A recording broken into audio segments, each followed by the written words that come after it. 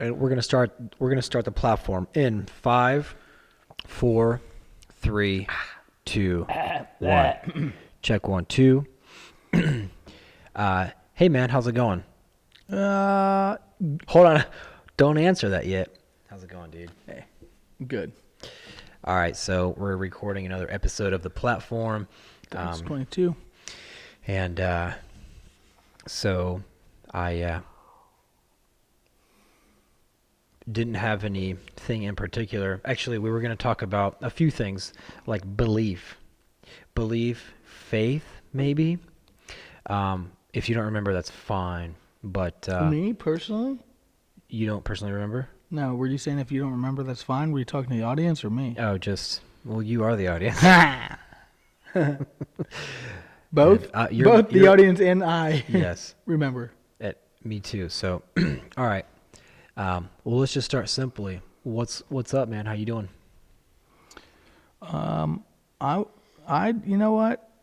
I'm going to go ahead and just say that I've been doing pretty mediocre. Yeah. Not very happy with production, not very happy with the state of my life, but at the same time always learning, always being aware of what's going on. It's a constant learning process. Which is interesting because it seems like the last time we chit-chatted here on the platform, things were going pretty good. Now, like it seemed like you were in different spirits. Yeah. So let's talk about that. What makes life feel like an emotional roller coaster? What makes life feel like one day God is extremely present? I mean, and I'm speaking for myself right now. Versus, and then other days where we feel like, man, why am I so aggravated right now? If I could answer my own question, I would say that I think is because we get too focused on other things. We try to we want to move through this life in a way so that things go good, but what seems to be the problem? Oh, nothing. I'm just trying not to. Am I too loud? No. I'm trying not to. Was trying not to hear myself breathe or anything through it, and I'm trying to figure out which one of these is yours. I think you're on 3. Check 1 2. Check 1 2. That's you. Yep. So I'm on 4. Okay. Check 1 2. Check 1 2. Check 1 2. Go ahead and give a mic check. We can start over. No, start over. We're fine, right? Let's go. You good? Yeah. Okay. All right. Well, let me just do this then. Let's talk about what you were saying. You're saying that things are mediocre. So, why? I want you to answer your question. I mean, Okay, I'll answer. So, yeah, because I want to know the answer, and then I'll tell you if it. okay, well, here's what I think it is, man. To be as honest as possible without trying to screw around, I think that we get too focused on the world. Simple as that. And what makes it so hard is that it almost seems like, and I'm coming from my personal experience, like how I've been trying to conduct my life these past few months or a year, is trying to put God first. Mm-hmm. And sometimes I feel like I get too focused on the worldly things. Yeah. What'd you just do? It seems like it's much quieter now. I turned mine down. Okay. Are you okay with that? Yeah. Do you feel fine? Yeah. Okay. I'm ironing out the kinks. As long as you talk into the mic. Yeah. I mean, I felt like there was a lot of noise in my mic or in Mhm. my ear. I wasn't having it. All right. So So yeah, I mean, there's I think there's a lot to explain with what you said. But it's so even if it's true which, you know, I think that's true. I think there's a lot of truth in that. Even if it's true, like what I'm really focusing on right now, like what I'm trying to really study as we write this book, I'm trying to study like here's the thing. You know how, and I know I'm a little bit all over the place, but just go there with me. You know how when you get your doctorate degree, you have to write for a PhD, you have to write a thesis. Dissertation? Yes, something like that. Yeah. We don't know. Dissertation. We don't have Yeah. You know, and it's on one subject. Yeah. Okay. I don't know if that's the proper word, but yeah. Okay. Well, Your thesis. Whatever. dissertation, thesis, you know, this one paper to get your master's. Doctorate? Yeah. Your doctorate. Well, anyway. Which college you go to? My point is this, is like a lot of research is done on one thing, one particular topic, one subject, right? And it doesn't have, it's cool. I've heard a lot of cool theories or studies that people do them on that, you know, just stay there. They don't go anywhere. But one thing that I really want to study right now, that if I could write, you know, a dissertation or thesis on, would be how to get out of what depression, or I think depression is just the best description of the feeling, because really what it comes down to is a lack of motivation, you know, and that can, you know, stem from any number of things. But what I want to try to figure out is there one thing that will work for all people and all variables when it comes to depression? You know, like, so it's interesting because the state of mind that I've been in is really hard to explain, because it's not like full-on depression. It's not like what I was feeling a year ago. It's not hopelessness, but it's almost like it's really just, for me personally, it's really just a form of anxiety. Like, there's so much to do that instead of, you know, starting just somewhere, it's like, just don't even know where to start, so you don't start. You just put it off. But anyway, what I'm trying to do in this period of time, in the season that I'm in, is research. Like, okay, I know ways out, you know, of this depression. Like, I know. It's not depression. Yeah. You said it's not depression. Well, yeah, but I also said that I think that's the best word to use, because it's like, it's a lack of motivation. It's kind of like, it encompasses like all states of, you know, feeling unmotivated or unworthy or hopeless, you know? So whatever that is, whatever that feeling is.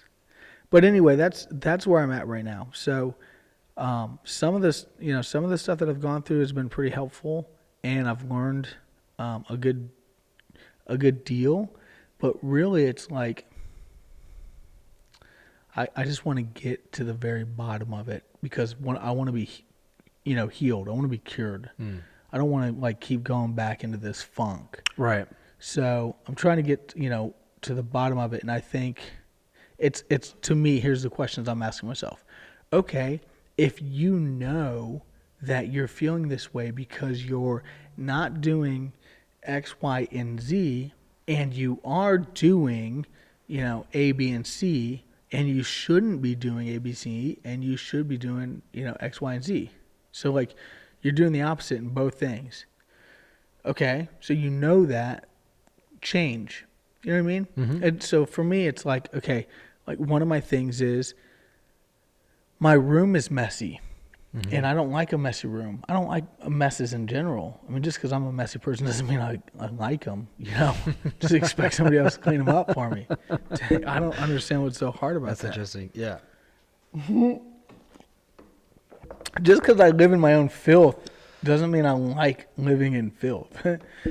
No, but what I was going to say is, with my room being messy, I mean, there have been times where I've sat down in the last like week and I've started cleaning it, and something catastrophic happens where it's just outside of my means and it doesn't happen. Like Judge Judy comes on. Yeah. Dude, you can't help when that comes on. When it comes on, it's on. You're like done. I mean, well, yeah, obviously. What other option is there? Yeah. Is Judge Judy. Right. Oh my gosh. By the way, just that show should be off the air. God, I pray for everybody that watches that. Judgment. 100% judgment. So anyway, it's Kaylin came in the room yesterday. She came in the room. Your daughter. Yeah, my daughter, and we talked for like an hour and a half. It was sweet. It was like you can't trade that for anything. Yeah. But anyway, so I know that having a messy room causes other anxieties.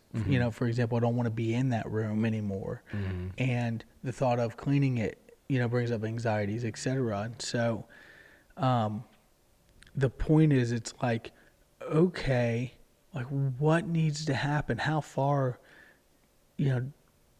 down or bad do you have to let it get before you address it? It's like Conrad's texting me. But that's sorry.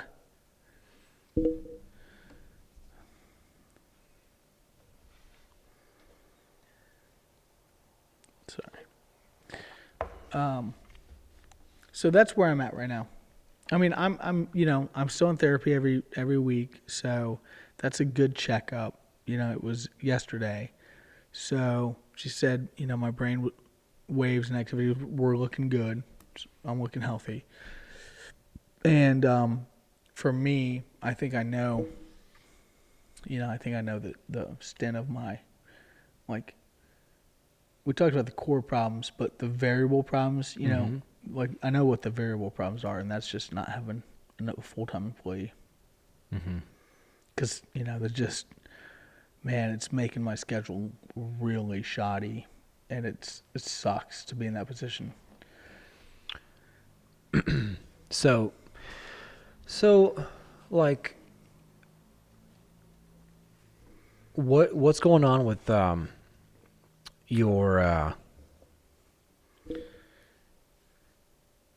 your implementing? I mean, because look, we went through a very dramatic, intense phase where we were looking into Bruce Lipton and Joe Dispenza and all these people who talk about programming the subconscious mind, and just being extremely in tune with trying to better ourselves. So where are you on that? That's part. Is it forgotten? Is it kind of like, it feels like, that was like a phase thing? Like, yeah. It's difficult.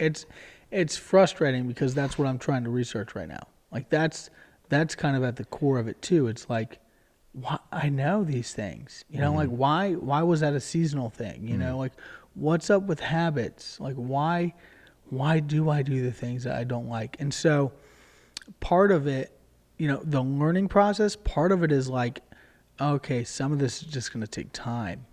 Some of it I'm just going to have to like wait until I'm ready to understand it, and then some of it's like, okay, there's information out there that's available. I need to get my hands on it and go for it.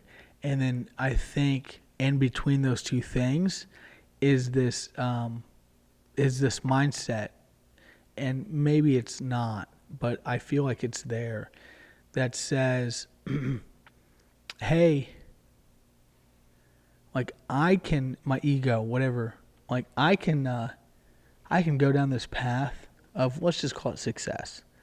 Like I can go down this path of success whenever I want, but once I do, it's gonna be everything. It's gonna be all of me, like all or nothing. Then I'm gonna have to leave behind all this other stuff that I'm familiar with. So let me just bask in this familiarity for a little bit longer Oh yeah. before Interesting. I do it. And I say that because that's how it was with my walk with Christ. I mean, that's how, like, I always knew there was a God growing up. I always just knew there was something else out there. I talked to something all the time, felt something, talked back, etc. And and then when I started, I mean, I was like 22, 23 when I started hearing like bits of the gospel. Yeah. Just like little bits. I didn't even know who Jesus Christ was. I just heard little bits of the gospel. And that's when I was like, oh, okay, like God wants all of your life, He wants you to follow a bunch of rules and all this stuff. And I remember having a conversation with him like, okay, well, that sounds great one day, but right now, no. Like, let me get through this phase. Yeah. Because I was out in LA too. Right, of course. Yeah. So I think that's a real thing for me, at least. Anyway, what are your thoughts? I mean, I don't want to, make the episode about how I'm feeling. Well, no, I think it's important. I mean, especially since, this is what this is about, is constantly pushing toward on this path that we're on. And, we're doing like the recording thing because whoever out there can relate, then it helps. And that's the only reason why we're recording, is for the same reason that we came across videos were extremely helpful for us. Yeah. I mean, I came across videos like with Bruce Lipton. There's only, for Bruce Lipton being who he is, as far as a doctor in cellular biology and having published books and giving these talks, there's videos that only have like 2,000 views. And YouTube, by YouTube standards, like, oh, that's very few, especially for somebody of his caliber. Mm-hmm. And but I don't care at all about that, because I listen directly to what he's saying, and it works. And I'm just like, man, this guy knows what's up. And so so the whole idea is to constantly reevaluate, and this is a good way of doing it, by coming together and doing these talks. And the byproduct is to record it, throw it on YouTube, and then see where it goes from there. But see, I find it interesting, man, because this is exactly what happens. It seems like this is what people talk about. The people who talk about programming and all this stuff, it's easy to fall back into these routines for all the reasons that people fall back into routine. Mm-hmm. It's in thinking routine, especially. And all I do is think about, like, what Joe Dispenza said and Bruce Lipton, is how, man, you have to literally become a different person. It's like you have to. Mm-hmm. Because I think one of the problems is people try to change while still being the same person. Remember, you said this the other day too. I think it was you. You can't solve the problem with the same mind that created it. Was that you who said that? Or somebody was quoting. It's Einstein's quote, but somebody was quoting it. Doesn't sound like I said it. So maybe it must have been somebody else. So, that's what Einstein says. He's like, look, you cannot solve a problem with the same mentality that was used to create it. And it makes sense, and in order to really change your habits, and to just really change the state of, not the default state of your mind, because we can kind of daydream and say, oh, that'd be great. Yeah, that pumps me up. But then we just click right back. It's like, no, you literally have to become a different person. You have to completely change so much, habits, thinking, and then constantly being aware of the thoughts. And see, I think what happened with us, Tom, is that we went through a very, very, very taxing and hard time. And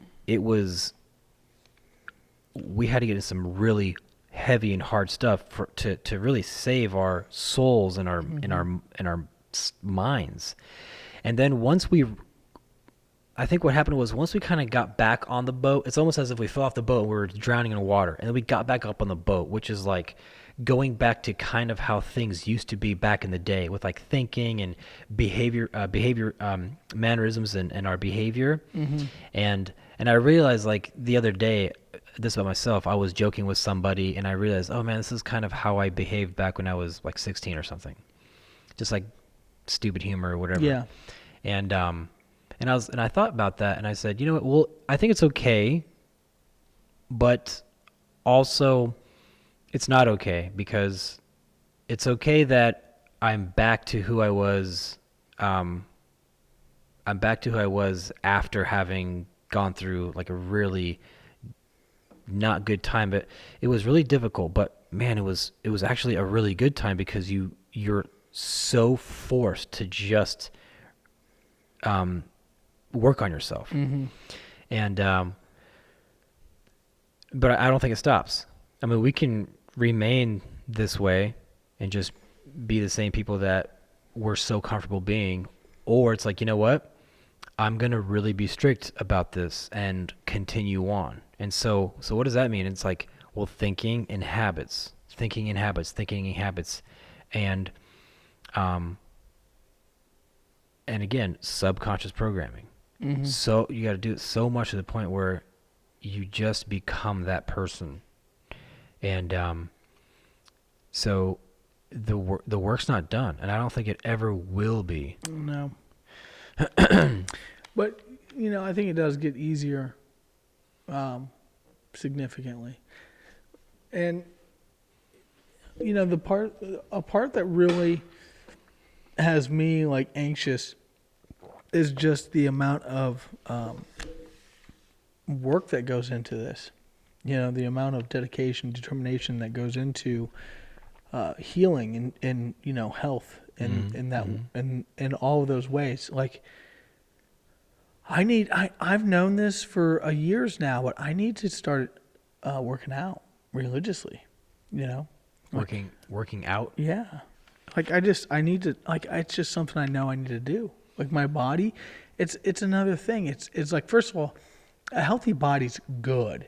That's good. That's a good thing. Yeah. So your motive on why you want a healthy body is irrelevant to whether or not having a healthy body is good, Yeah. And so we know having a healthy body is good, but not only that, when you have a healthy body, then your mindset will follow that healthy body because it's in a good, state of mind. Your body is. And so your mind will be happier with the health of your body. And so that's one less thing that you're not happy about. Yeah. And so that's what I'm saying is, like, even if your motive, like my motive for my body to be healthy is for a healthy mind. Because right now I see my body and I see my belly and I'm like, dude, I'm not happy with it. And then, sure, like I'd like to have a nice body for the sake of having a nice body, to look presentable, to look, to be confident in that. But just to be like, I just think it's going to take so much unneeded, like anxiety or whatever, disgust off the table. And I know I have it in me to work out. Like I was just thinking about it the other day. I was thinking, I forget what it was, but there was something that I do. There's something I do regularly, and it might be taking Jax to the park or something like that. I think it was, but I was sitting there doing it, and I said to myself, "Oh, it's interesting how I always find time to do this thing." Even when I don't want to, whatever I know I have to do it, I find time to do it. And I was like, it's just like working out. Like I know if I put together a workout routine, I would find a way to do it. Yeah. Like I have that. I've done it before. I could do it. But man, it's just like one of those things that I don't know if it'll ever get done because I don't know. I don't know what it is. So that's like where I'm at right now with like what I'm trying to find out. Like I'm trying to get to the core answers of those. Like when we know something's going to benefit us and we know that we're capable of it. And so that's why I was like, I opened up with like, that's kind of my anxiety. That's kind of my fear. Yeah. Is knowing what you got to give up. And I just watched. I'll tell you what. The comedians in cars getting coffee, something like that. Mm-hmm. That's a really good show, and Seinfeld does a really good job with that show because I think he does because he asks like really significant questions. There's some of them are just kind of like, you know, superficial questions, I guess, but a lot of them are like really deep. And he interviewed Eddie Murphy in the last episode I watched, and I didn't know this, but he and Eddie Murphy grew up in the same like proximity of each other, and they went to the same shows as each other, and they tried out at the same bars and comedy shows, etc. You know, growing up, and man, hearing them talk on the show yesterday was both exciting and discouraging or just depressing because I used it as like a gauge of my own life, and hearing them talk about what they did, like Eddie was like, yeah, I would do the very first show of the early the early night stuff over here, and then I would do the second show of the early night thing over here. Then I would do the third show of the early late night over here, and then I would do the late night show over here. And it was like 4 different venues, and he was calling out different locations. And Jerry was just kind of like amazed when he was hearing it, but you could also tell that he could appreciate it because he went through the same grind of like, man, if you're gonna do it, you got to be out there. You got to be and even like I was with Pat the other day, and Pat was like, man, if you were gonna sell on eBay, you got to have at least 10 things listed every day. 20 is better, but just and to know that, and then to go after it and grind after it. And so that's the part that's a little bit discouraging because I don't have, that's the grind, that's the motivation that I seek. Mm-hmm. That's the determination that I'm seeking. Is that like, I don't care what it's gonna take, it's gonna happen. In terms of anything specific or just This in everything general, that we've started, with holistic health, with making good money, being able to take, I'm claiming that stuff for my life, and I'm not taking no for an answer. Yeah. Mm-hmm. So, and I understand that, the process could come a lot sooner if I just buckle down and grind and get some things done. Yeah. But easier said than done. Mm-hmm. Well, one thing that's a motivator for me is to like do things that are not to start like new habits and keeping it going is just how you look back. Well, first off, one way of doing it is observing other people and people that and say, it's like, man, it's incredible how some people are doing the same things years later, 2, 3, 4, 5 years later. It's the same thing, and then you talk to them and they have the same. They're still talking about the same thing, usually like problems or aspirations or whatnot. And so one thing I realized is that that nothing really fundamentally changes.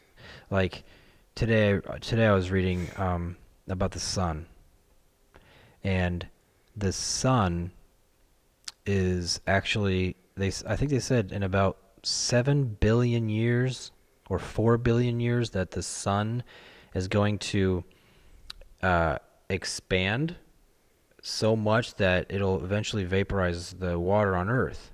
So we're talking billions of years, right? And I'm thinking, if the sun had a conscious mind and was thinking, and knew this, like it knew where it was headed, then it'd be like, all right, in 7 billion years, I'm going to be here. But for 7 billion years, the sun has to keep doing what the sun does. The sun, for billions of years, has been doing what it does. And you read about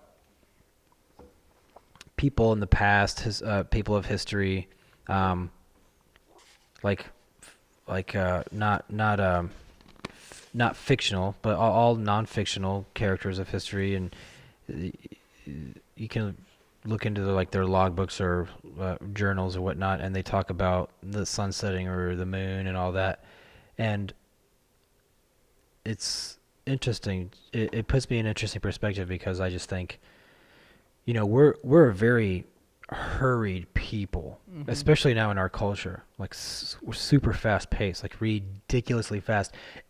Especially if you're one who keeps up on everything that's going on.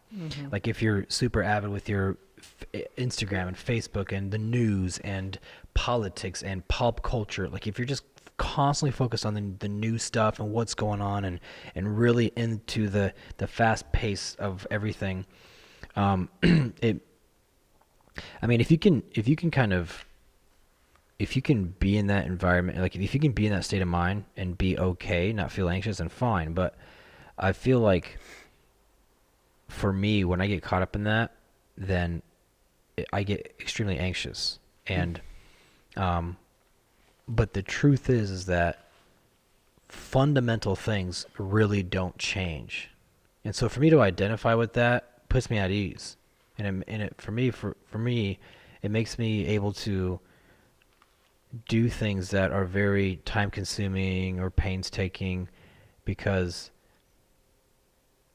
I just know that the sun's not going to blow up tomorrow or in 50 years or in 100 years or in 1,000 years.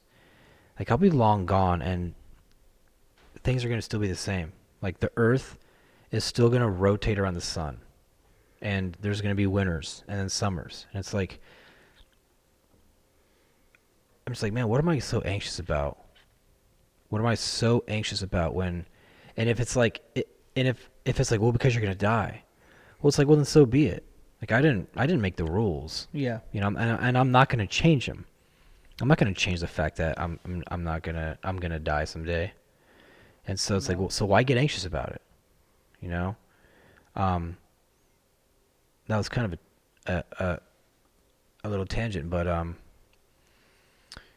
yeah, the quickness and the fast pace of everything, and I think it really, gosh, if you don't have like a solid foundation in your thinking and beliefs, then it's a very chaotic, anxious environment to live in, man. Mm-hmm. Um,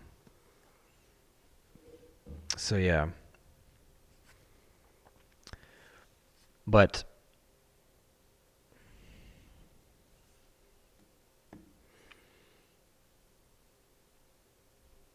so like are you writing anything down anymore? Like in your like a journal or anything like that? Mm-mm. Um, why not? I don't know. I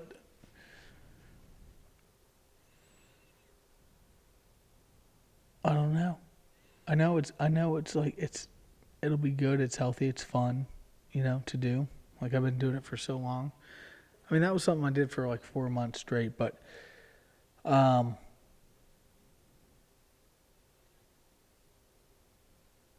I think honestly it's one of those things I just cannot articulate it, and that's like the problem I have is like why I think it's because it's the opposite. It gives you the opposite of a pleasure, like immediately. So that's like what I'm learning about myself. So, um, really, I think life has a lot to do with pleasure seeking. You know, there's a lot of different things that give you pleasure, and some of them are long term, some of them are short term, and some of them give you pleasure in the long term. Like um, the NFL draft or the football season's coming up, and there's they're doing the online fantasy football league. Where you have drafts and you have fake players, whatever. I don't know how all that stuff works, but So that's a strategical thing that you do every week, that has like a long-term, reward.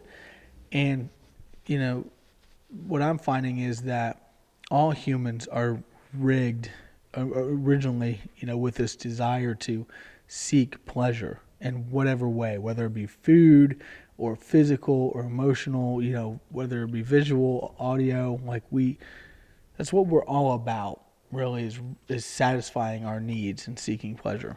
And so what I'm learning is that if you don't have a healthy balance of, when to seek pleasure and when to work, then you're going to be screwed.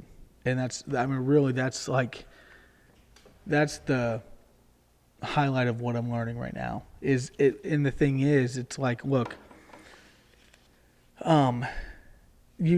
let's just say this person, John, takes Wednesday off so that he can, enjoy this. He knows Wednesday is going to be a sunny day, so he enjoys the pool. So he goes to the pool, and there are a good amount of people at the pool Wednesday during the day because there are nurses. There are a lot of cute nurses that have different schedules. There's some other people out there, that have nighttime schedules. So it's good. He's like in the mix. He's having a great time, And then there's Joe. You got John and Joe, and John decides to take Wednesday off because he wants to party in the sun. And Joe has the same option. He could take Wednesday off, but he decides not to because he wants the weekend. He wants to have the weekend off. So now Joe is partying and having a good time on the weekend. He's out enjoying the sun, and he's on a boat, and he invites John to go on the boat, and go enjoy. But John has to make up for the work that he took off on Wednesday. Well, you think about those scenarios, like Joe could have been miserable at work Wednesday, So like he had the equal dissatisfaction of being at the pool on Wednesday. Joe did. John, I think it's John that had the satisfaction of the pool, and Joe was at work, and he didn't realize that he was having the dissatisfaction of working, but whatever. So then when it's flipped, though, that's the real problem, is when it's flipped, it's John that's working on the weekend that's like extra miserable, and he didn't think about how that was going to feel. On Wednesday, he didn't think about how it was going to feel on Friday and Saturday, you know what I mean? And so like, that's where I'm at, is like my short-term pleasure is what I seek most. And then I miss out on the long-term pleasure. Mm-hmm. So that mixed, finding that out about myself mixed with, okay, we know really logical things that we could be doing that help us mentally. And with me personally, when I'm not doing those, why am I not? And I think it goes to the pleasure thing, like if I have an opportunity where I have 15 minutes during the day to watch a TV show or to read a book, I'm going to watch a TV show, 9 times out of 10. Have you ever told yourself, well, I guess not, but how would you know? What if you said to yourself, like, for the next 6 months, I'm not going to do anything pleasurable? See, that's okay. What you're on to something. That's where I'm at right now. Like, that's what I'm trying to figure out. But something realistic. Like I'm trying to get to kind of some science behind it. Like you threw out 6 months, I'm sure, just with no real reason. Yeah. Well, I just think because that would be very, very challenging. Yeah. But I think if you could do it for 6 months, well, then it's like, well, then you got it. It's like, if you could do 6 months, you could do, then I don't think any amount of time would be a challenge. And so that's what it's going to come down to. And maybe it is that. Maybe it's just something that's cold, cold turkey. Is that what they call it? Mm-hmm. Like it's cut it all out. Yeah. You know what I mean? Yeah. And just don't. But even then, there's going to be fine lines because it's like, okay, no TV, no skateboarding, no riding my bike, no going to the dog park. You know what I mean? Mm-hmm. But but something like that needs to happen, Mm-hmm. and that's what I'm trying to figure out right now. Yeah. Yeah. Which is still like, so I've been thinking about this because I'm super analytical, and I'm super like, you know, like I look inward a lot, self-reflection. And, I'm sitting there talking to my therapist, and I'm thinking, okay, November is going to be here before we know it. And I started therapy in December, but I came out to visit you in November. And so I'm like, okay, November really will be here pretty soon. Not a crazy amount of things is going to happen and change between now and then. And so I'm like, okay, with a little bit of, time, a few months of change based on how much I've changed in the last 3 months, like where am I going to be at, this year compared to where I was last year? And it's exciting. Mm-hmm. The pros outweigh the con. Like, I'm in such a better place. I mean, it's phenomenal. But I could look at it both ways. I could also say, okay, well, the areas where I need have room to improve, I could have improved a lot more in the last year, especially physically. I could have been in way better shape. And that's just one area that's a no-brainer. Could have taken health seriously, physical health. But then I could also look at it the other way and be like, oh my gosh, man, I can't believe how far I've come in a year. I mean, man, a year, like, I'm just thinking about it now, and now I'm like riding the mindset of how small a year is. Yeah. Goes by quick. I mean, wow. It goes by so fast. Mm-hmm. It's like Well, that's a great point, and actually that kind of reminds me of what I was talking about earlier. Is how people, you talk to them a couple years, let's just say you talk to somebody, and then you're like, they're still talking about the same thing, and you're just like, man. And I'm just like, man, a year goes by so fast. So it's like, so really, to tie it into the whole pleasure thing, it's like 1 year of or even 6 months of non-pleasure, it'll go by so fast. But it's so hard because it's hard. It's hard to change, but man, time goes by so fast. Time waits for nobody, and it's incredible how quickly another winter just comes by, or another summer goes by. Yep. And that's part of the problem too, is what we use to measure time, because those nuggets that we use to measure time, the more of them there are, it seems like the faster that. It's hard to explain, but like when you have 4 kids, you always have a special event coming up. It's every week. Yeah. And so then it becomes like, most, I've figured out time like this. Most of the time, if not all the time, when I want time to slow down is when it goes faster. And so the older you get, the more, it seems like the more you want time to slow down. Yeah. Because you're like, oh, I got Conrad's birthday tomorrow. I haven't gotten the cake. God, I hope tomorrow doesn't come, soon. More hours in the day. Yeah. Right? And then it's like Thursday, I've got that meeting, but I've got to get this, and this done before I even go to the meeting. So, man, I hope Thursday doesn't come. And then you're like, whatever. And then next thing you know, a week's already gone by. You're like, oh my gosh. But then if you have like, and this isn't always true, but it for me it is for the most part. It's like then, for example, I have this trip that's coming up. Me and my friends are going to Asheville. I just got invited onto this trip, and it's like 3 weeks away, and I'm like, I'm pretty excited about it, but it's like that'll feel like forever. If I focus on just that coming up, it'll feel like it's forever away. Yeah.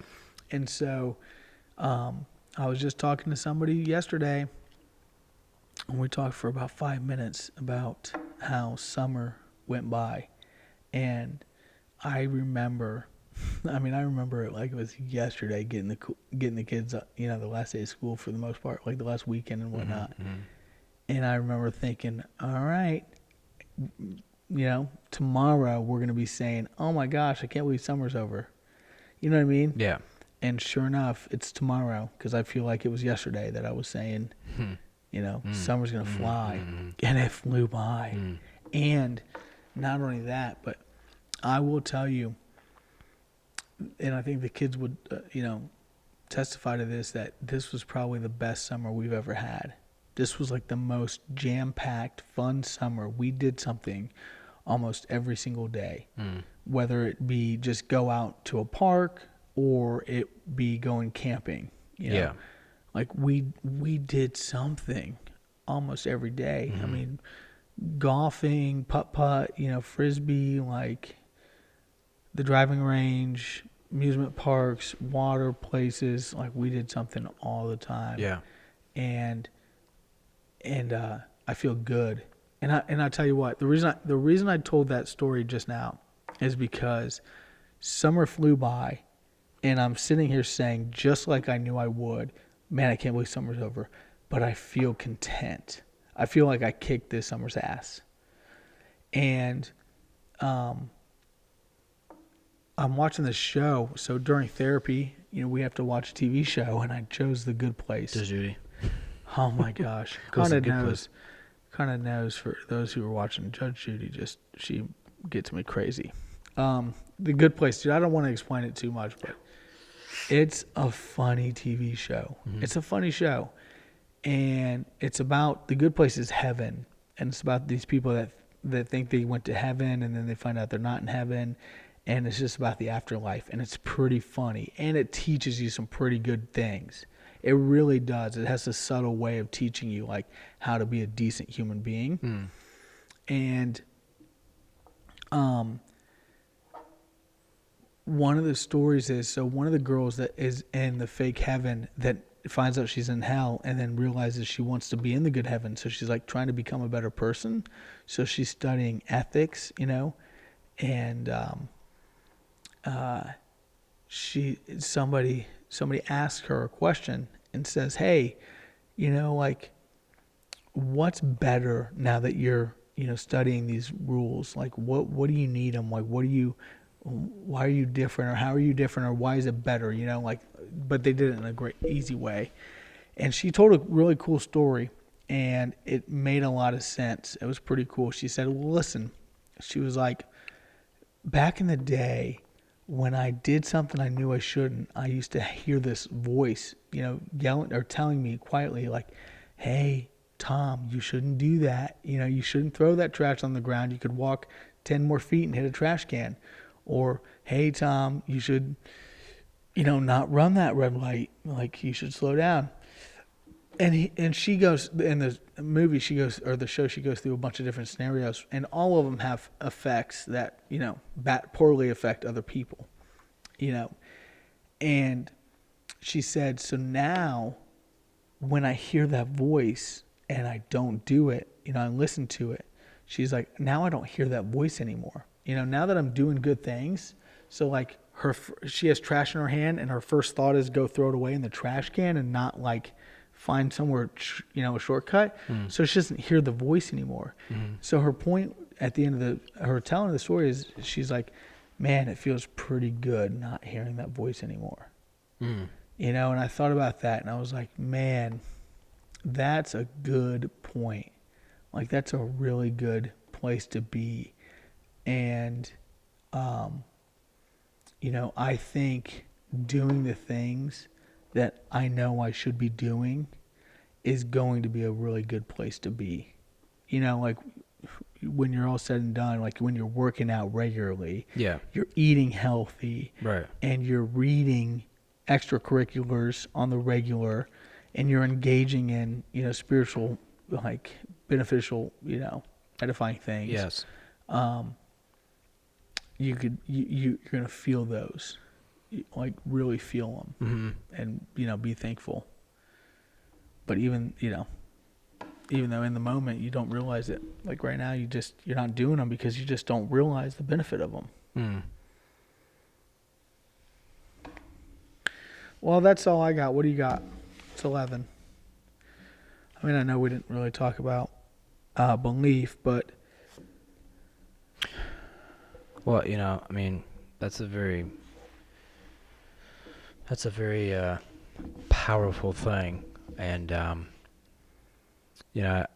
other day when I texted you, I was thinking about that, and it's something we should definitely talk about. But not only just talk about, but really spending time reflecting on it, like individually, because I think that's an extremely powerful tool, especially when you know how to use it. But one thing that I was thinking about when we were talking about how like eliminating pleasure and just focusing on things that need to be done. Yeah, production. I remember I was listening to Billy Bob Thornton talking. He was doing an interview. It was a really cool interview. It was very intimate, and he was talking about how when he first moved out to LA, and I think it was with his brother, and when they first moved out there, they didn't have any money, so Billy Bob got a job somewhere. I think he got a job at like I forget where. It was somewhere lame, right? And his brother, same thing. And they were living in a cheap motel. And I remember it was $90 a month. And I think either Billy or his brother was to pay the $90 a month. And so that was like all the check. And the other brother, I think, supplied food. Yeah. Something like that. They like balanced it out. And he said every Friday we gifted ourselves with powdered sugar donuts and a bottle of like rum or something. It's like that every Friday. And then I think either somebody asked him or he said, he's like, and I think the question, and I'm just saying this, but I think the interviewer said like, well, how did you get successful? Like whatever. But his answer to something like that, or he might have just said it was, I became who I am because I never left LA. Like I had nothing to go back to because they came from like crap, apparently, like just a horrible situation wherever they came from. They were like, it was completely out of the question to go back to where it is that we came from. So they couldn't return to old ways. Yeah. They just had to grind it out and had to find a way. And so, see, the problem is options. Having the option, saying, look, I want this, whatever, and I'm going to kind of work for it, but I have all these other avenues I can go down. And so I think eliminating pleasure is you got to be so strong mentally and really truly tell yourself you cannot go back. Like there is no return, because we have a lot of options. We have tons of options, and one of our options is something as simple as being able to drive and go places. Yep. Because you could be confined to real quick, Milos Forman, director. He directed a bunch of famous films, and he directed one of my favorites, Amadeus. And him, and I forget the gentleman's name, but he was a playwright, I believe. They needed to write the script because it was a play originally, I think. Yeah, it was a play. And so they're like, look, we need to get this done, but it's a long script. We have to condense a lot down to it, and it's still like a 3-hour movie. We have to condense a lot of information down to a film. And this is Amadeus? This is Amadeus. Yeah. And so they're like, okay, well, what's the plan? They're like, here's what we're going to do. We are going to lock ourselves into this room with like going to the bathroom. We're just taking a quick walk, but we're not doing anything else other than being in this room and working on the script till it's done. And they were like, dude, we're going to get in arguments. We're going to hate each other, but let's get it done. And they did exactly that. So for like 4 or 5 weeks, they locked themselves up and they finally hammered out the script. But what do you think it would have taken otherwise? Well, that's the thing. Well, who knows? Maybe 6 months, maybe 8 months, maybe 4, maybe a year, or maybe not finishing at all. Oh, maybe butting heads to the point where it's like, hey man, we're not going to do it. I can't believe you went there. We're not going to finish it. So But look, they weren't truly confined to the room, but they had the willpower to be like, look, we are not going to leave this room. Well, and some of it. So that's okay. There are a lot of motivators that motivate people, and that's part of the problem. Yeah. Is there are a lot of motivators, but I bet you, if you looked into it, that you could condense those motivators into like 3. Like self-promotion,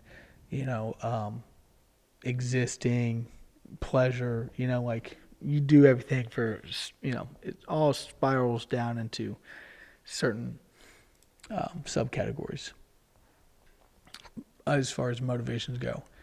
But motivation, I'm telling you, man, you talk about belief, motivation is probably right up there with belief on, it's like, it's almost like, and this is what we should do with the book. This is, I'm telling you what, we have to do this. And if we didn't get anything else out of this conversation except for this is great, which we did. Like, I already got a lot of this conversation. I did personally. I don't know if you did.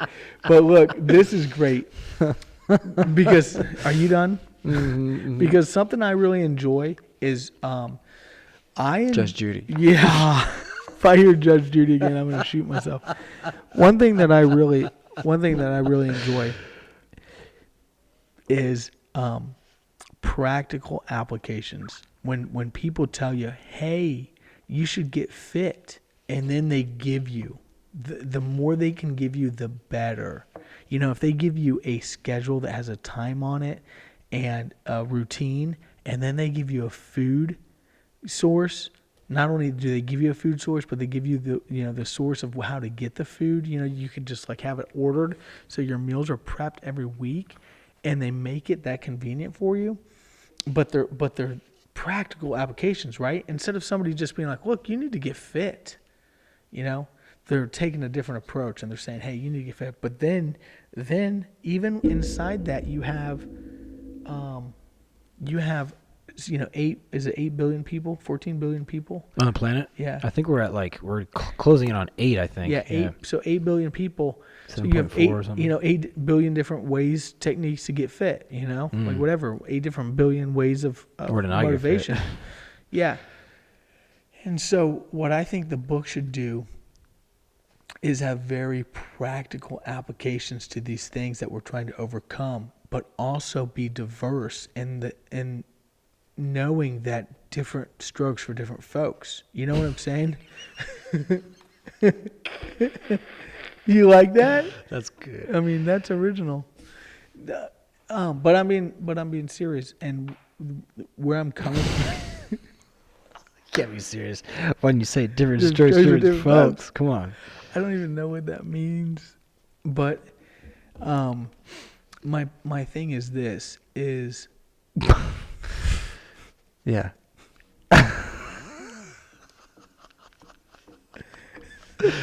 Yeah. it's motivation. I don't know what's so funny right now, but motivation is such a huge part of how you. Do you feel like you don't have? Do you feel like you don't have a strong enough motivator? Here's the thing.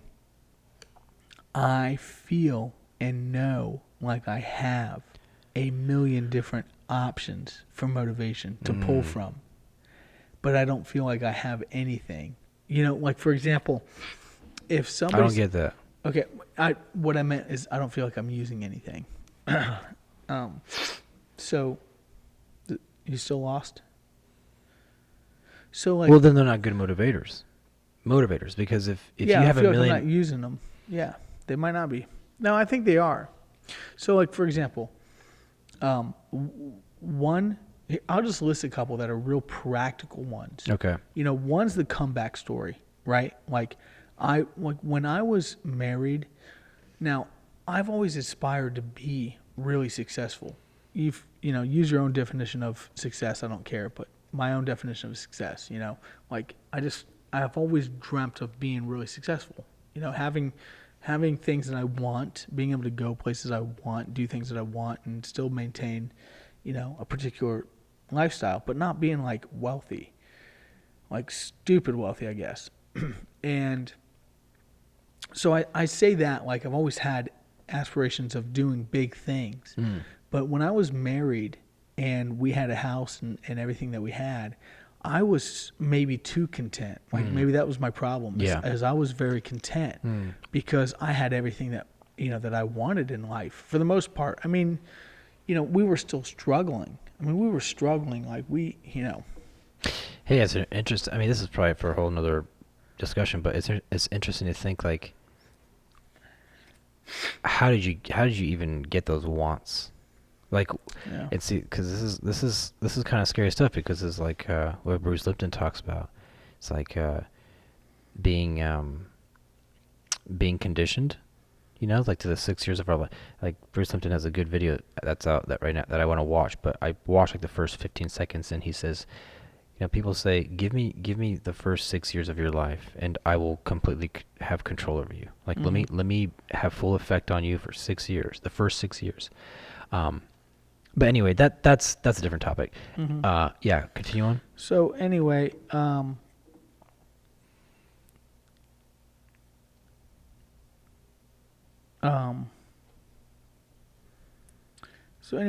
I felt so I probably felt pretty content, and probably not as content as I thought I was in hindsight.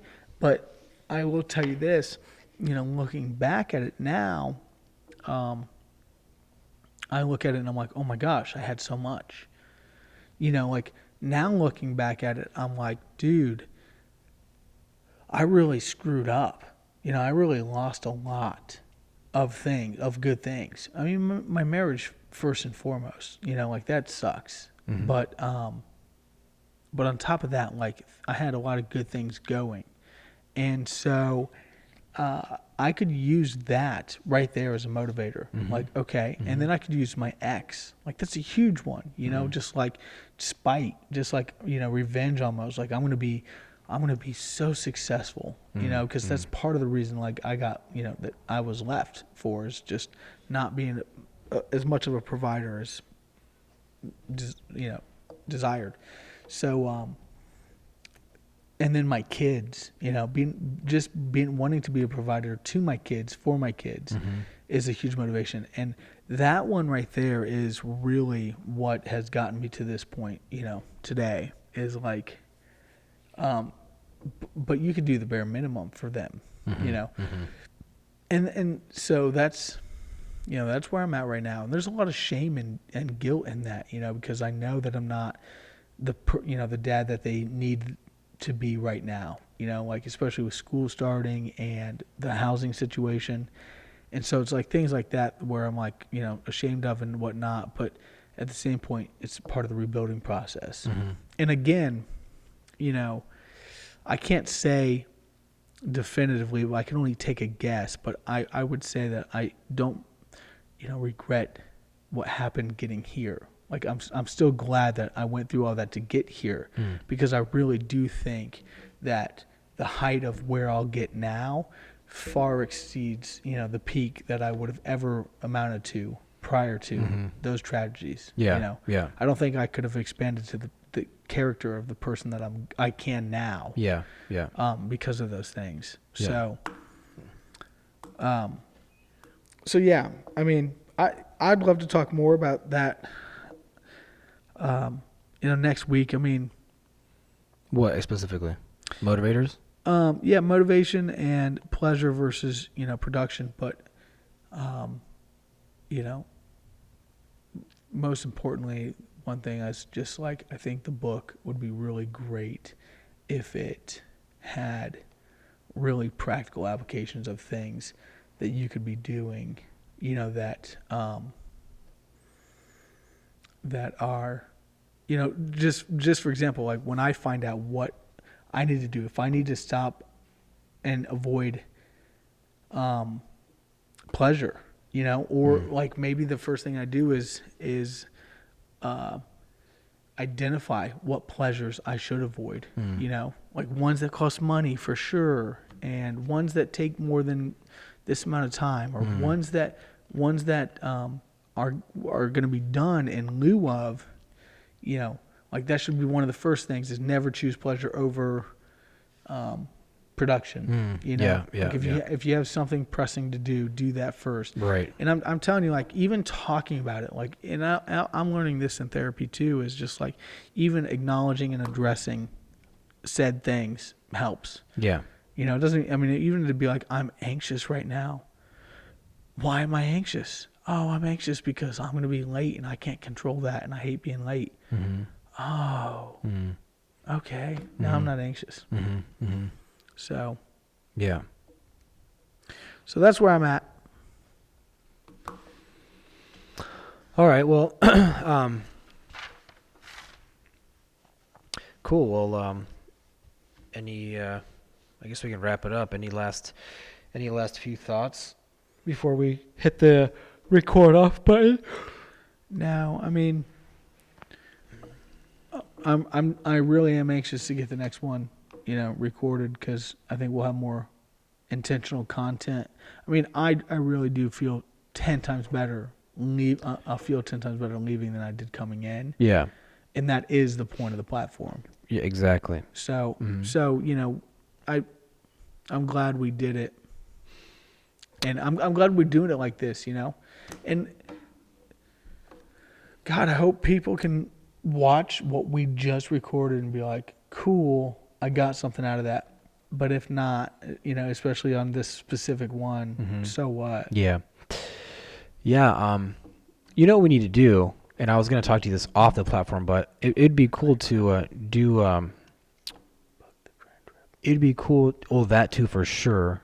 And that's exactly why I thought about this, because I was thinking, you know, we keep this train trip thing's going to happen, but I was going to ask you actually today when I called you, and knew something it. happened. I We knew should it. we should do like go fishing this weekend and get a couple dudes and go. Yeah. And then like I can bring my camera, we can throw it on, like we can make a quick little video at it and My throw it up friends, on the my platform. friend's camping down at Elm Creek this weekend, Saturdays, and there's a spot next to him. You want to go? Really? Yeah. Okay. All right, we'll go camping Saturday. If this is up before Saturday, Yeah. But oh, what else was I gonna say? Yeah. sorry for Oh, the, we're doing a short film. We're gonna throw it out. how many people are you gonna use for that? I don't know, 5 to 8. Okay, But 5 to 8 people. yeah, it'll be a cool little. It's the premise behind it is speaks about the non-material versus the material, the world. Like this stuff here, we have this stuff, we have the physical stuff, and then we have the mental stuff. And it'd be interesting to kind of mess around with that. But all right, cool. Talk to you later. Bye. See ya.